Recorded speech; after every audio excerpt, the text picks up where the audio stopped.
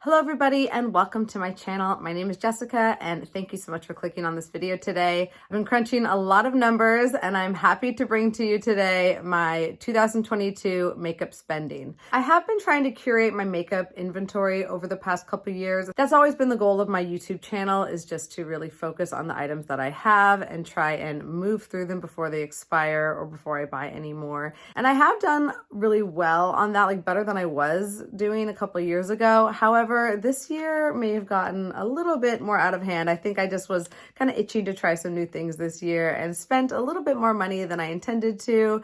Not the lowest of low buy years. Just tracking it helps me be more conscious of it and will motivate me to decrease my spending even more in 2023. So I diligently went through Ulta, Sephora, Target, Wet n Wild, e.l.f., ColourPop, every other random place I ordered from this year, and tried to make a compilation of every single item that I purchased in this year. And I even rifled through my collection just to double check, and I'm pretty sure I got every single one. Might be one missing that somehow got away from me, but overall, this is a very comprehensive list of what I purchased in 2022 as far as makeup goes. I also tracked down how much I spent on them, almost to the exact amount. Some of them I had to estimate on, but we have a good idea of how much I spent in this past year of 2022. And I'm excited to go through each category with you. I have a lot of the physical makeup here with me. Some of them I've already emptied. So we're going to go through each and every item that I purchased, and I'll let you know how much I spent at the end of the video. Before we get started, go ahead and give this video a thumbs up. It does help me out a lot. And if you're here, I'm pretty sure you're gonna like this video. So go ahead and get that out of the way now. And if you haven't already, please consider subscribing to my channel and be a part of all of my makeup planning projects and low buy type content in the coming year. So let's see how much damage I did in the past year. We'll start at the beginning with primers. So here are all the primers I purchased this year. I've purchased 5 primers this year, kind of a busy year for primers for me, but I'm happy to say that 2 of these have already been moved out of my collection. So first I had the NYX Marshmallow Primer and the NYX Plump Right Back Primer. I purchased these at the same time, and I believe it was like a buy 2 get 1 free deal. So I ended up paying $12.85 for each of these. I also picked up the L'Oreal Perfecting Base, which I had wanted forever and ever, but it was out of stock on Ulta. Finally came back in stock and I picked it up, and it's been in stock ever since.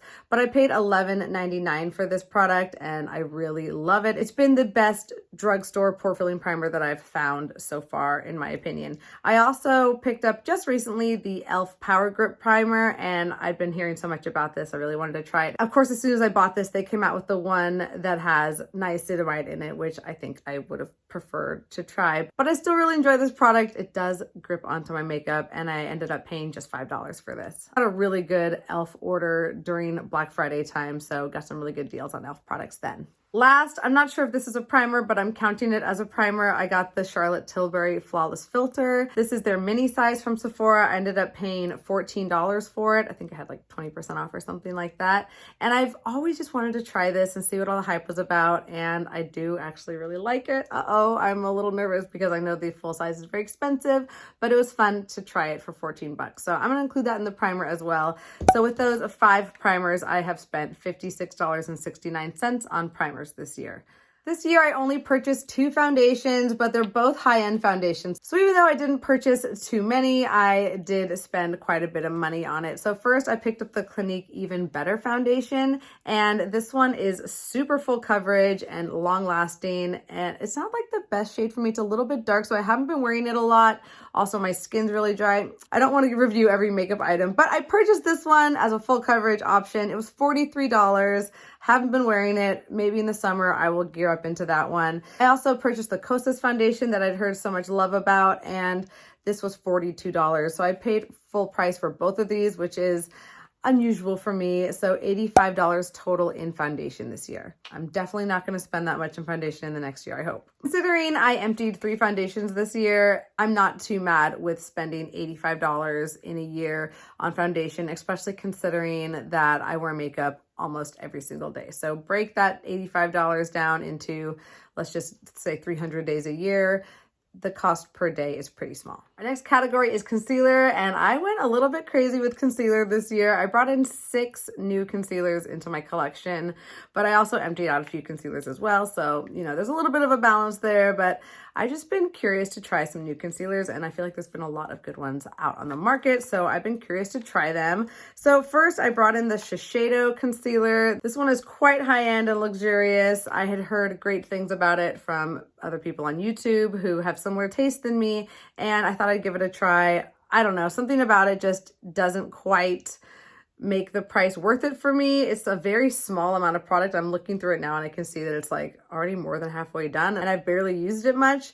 It was $24.50. Even though it's nice or decent, I don't need to spend that kind of money on concealer like this when there's other ones on the market, but I'll continue to use it and enjoy it. I also brought in the e.l.f. Camo Concealer, 2 different shades of it. I brought in this shade here in Light Sand, and I also paid $8 for their white version of it as well. This is not the hydro one, this is the matte finish one, but I thought this would be really useful to have for special effects makeup or just lightening foundations or concealers that I might have. So I think also I was just getting such a good deal on e.l.f.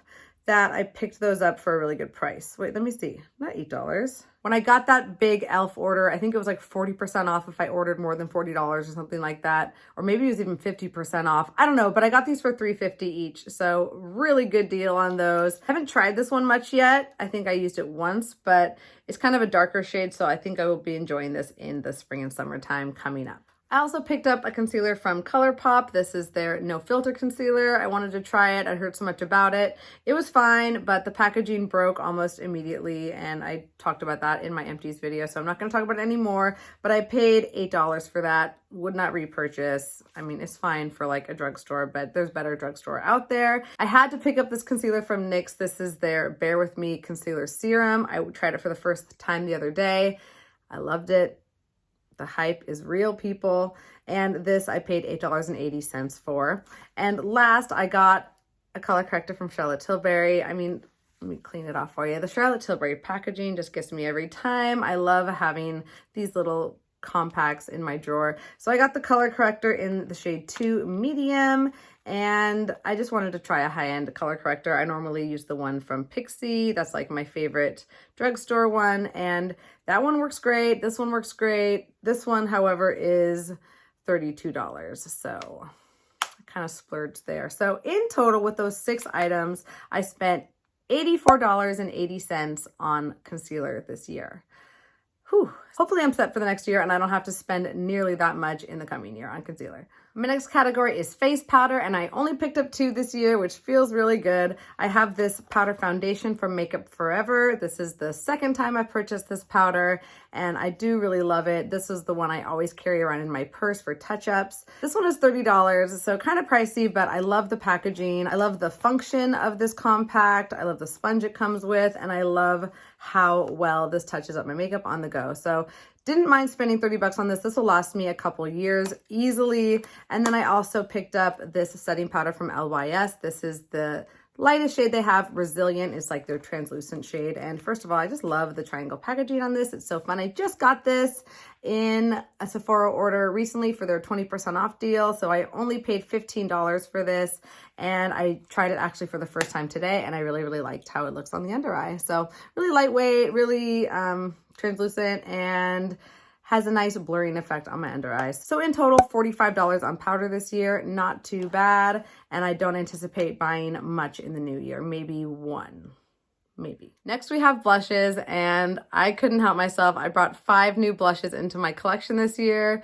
5 more than I needed, that is for sure, but I just love blush so much, and it's one of my favorite categories to play with. So hey, 5 is not too bad, and I also got rid of a couple, so it balances out a little bit there. So let's go through these blushes. The most expensive one I picked up was from Cover FX. This is the second shade of this blush that I purchased. First one was that purple that I just decluttered. I'll link my declutter video if you missed it, but I really was not working for me. So I wanted to get a different shade of this formula, and I got the shade Warm Honey, and this is way more my speed, and I love it. I'm really glad I picked it up. I've used it quite a handful of times since I brought it in, and happy that I got a shade in this that works for me because I didn't want to miss out on that really beautiful formula. I love these blushes. So that was $19. I also just recently brought in a new liquid blush. This is from Rare Beauty, and I just love the packaging on this. I've tried this in store, and I loved so many of the shades, so it was hard to pick one, but I ended up going with the shade Joy, and it's like kind of a shimmery peachy color, which is one of my favorite shades to wear on the cheek. This one I paid $16 for. I think I got a little bit of a discount on it, but not much. I also picked up a couple from ColourPop when their heart blushes came back in stock. I ended up getting the shade Forever Yours, which is like a really deep kind of reddish blush. It's a little deep for me on a regular basis, but it's different than other things I have in my collection. So I just really bought this for the packaging, let's be real. But I love having this in my drawer, and I just got rid of a heart blush, so this one kind of like replaces it. And I do like the shade. It adds a little bit of variety to my collection. This was $10. I also picked up one of their Super Shock blushes. I don't have any of their Super Shock blushes. And again, I've been looking for a purple blush, and I thought this was so fun. It's like this shimmery magenta blush, and it looks wild, but it looks really pretty on the cheeks. I really like the pop of color that it gives to your face. This one was $8, and so far liking the Super Shock blush formula. And then lastly, I picked up this one from Wet n Wild. This was from their Care Bear collection. It's in the shade Do What You Love, and it has a little heart imprint on it with, you know, the love bear. I don't know, Care-a-Lot. What's his name? I don't know. I don't remember any of the Care Bear names, even though I was a huge Care Bear stan growing up. So see, it has little hearts in there. And I actually really, really love this tone of blush. It's a really easy everyday blush for me. Not too cool, not too warm. It's kind of neutral pink, kind of like a bubblegum pink almost. I like it. So that one was just $6.49. So in total this year, I spent $59.49 on blush. From blush to bronzer, I only brought in 2 bronzers this year, which is actually more than I needed to bring in, but one of them is already being decluttered, and they're both cream bronzers, which I don't have any in my collection anymore. I've used up all the ones that I had in my collection through my Project Pan series, which I'll link here. If you haven't seen it, I'm sure you have. So I wanted to bring in at least one more cream bronzer, and I accidentally brought in 2. So first I brought in this one from Makeup Revolution. This is their Ultra Cream Bronzer in the shade Light, and I actually used this a handful of times and realized it's too light for me. It barely shows up on my skin tone. It was only $8, so it wasn't like I lost a lot of money on it, but this one is being decluttered to hopefully a more fair skin friend who can get better use on it. So to replace that, I could have gotten the medium shade for $8, but instead I had heard so many amazing things about it that I decided to treat myself a little bit for the Christmas season. I think I did get at least a small discount on this. I picked up the NARS Laguna Bronzing Cream, and this is the shade 2, the original Laguna shade, and I really, really love this. It blends like a dream. It's just the perfect shade for me. It shows up really nicely. I have this as my main bronzer on today, topped with a little bit of powder, but not much. And so with a discount, I paid $30.40 for this. So significantly more than the Makeup Revolution, but I might be spending a little bit more on high-end makeup this year, just buying less of it. So if I'm buying less high-end, hopefully I'll be spending close to an equal amount, if not a little bit less. You know, a few little luxury items here and there isn't gonna kill my budget. So in total, I spent $38.40 on bronzer this year, and I'm hoping that in the next year, that number is 0, because I have a lot of bronzers to go through. For brows, I bought 4 products this year, and these 4 items should have me set for the most part for the coming year. So first, I bought my favorite brow mascara. This was a repurchase from NYX.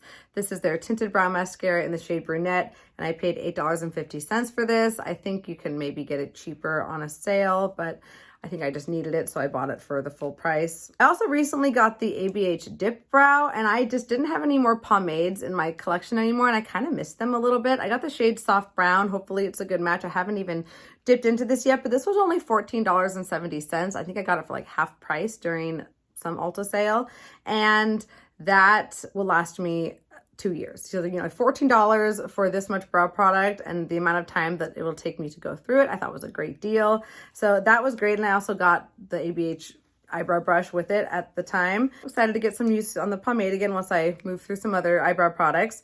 In that e.l.f. order, I went ahead and picked up the Wow Brow. This is their eyebrow mascara, and this was only $2.50. And a lot of people say this is great. I don't think it's as good as the NYX one, but for $2.50, it's as good, you know? I'll probably still go back for the NYX, but it's great that it's such an affordable item. And then lastly, from e.l.f. in that order, I picked up their micro pencil because I wanted a smaller eye pencil in my collection just for those days where I want more detail in my brow. So this was only $3. So in total on brows, I spent $28.70. Not bad for 4 items that I know will take me quite a bit of time to go through.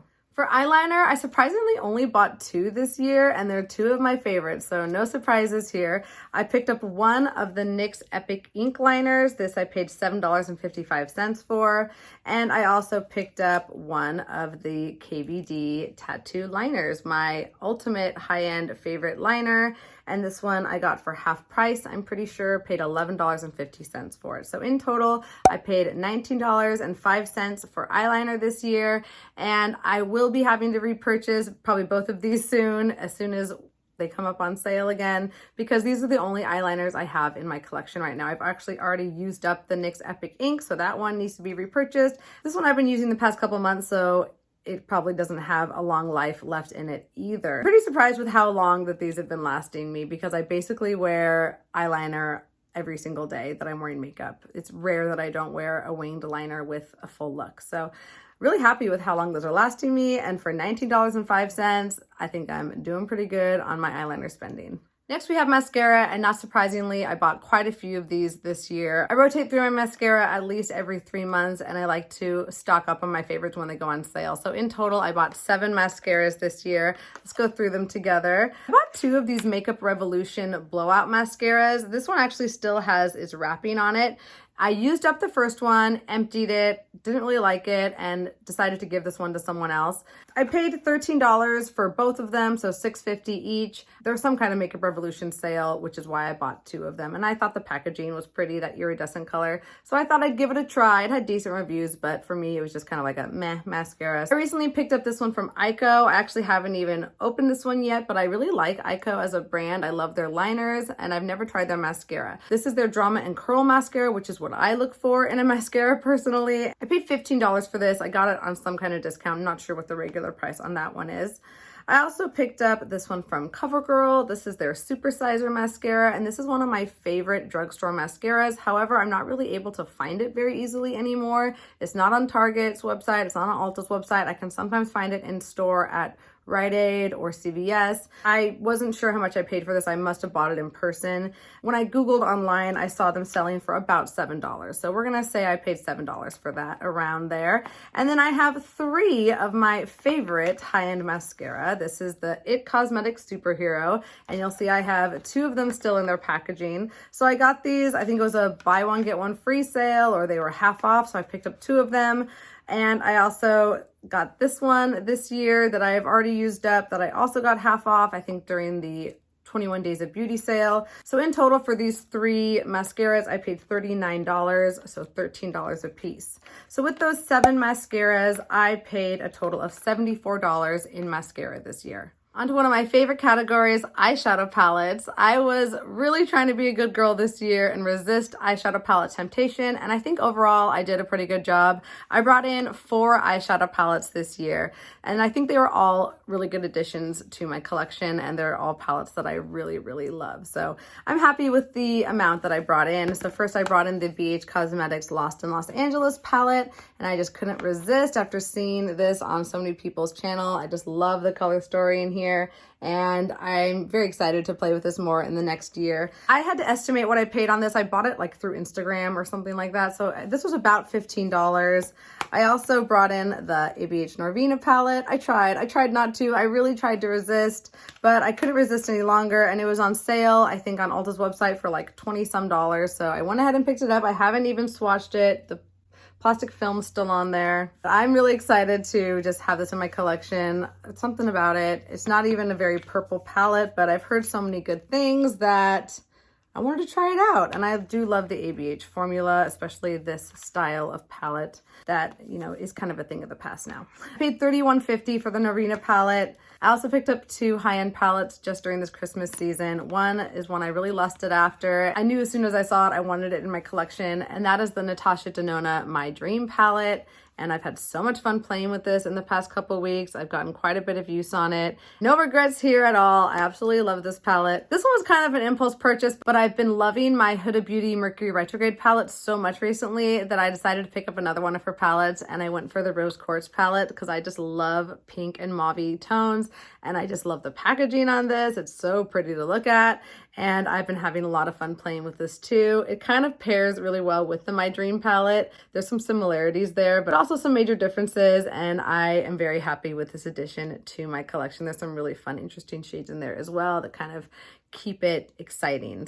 I got this at a 20% discount, so I paid $56, and this one I also got at that same 20%, and I paid $54 for it. So in total, I paid $156.50 on eyeshadow in the past year, which isn't too bad for an eyeshadow lover like myself.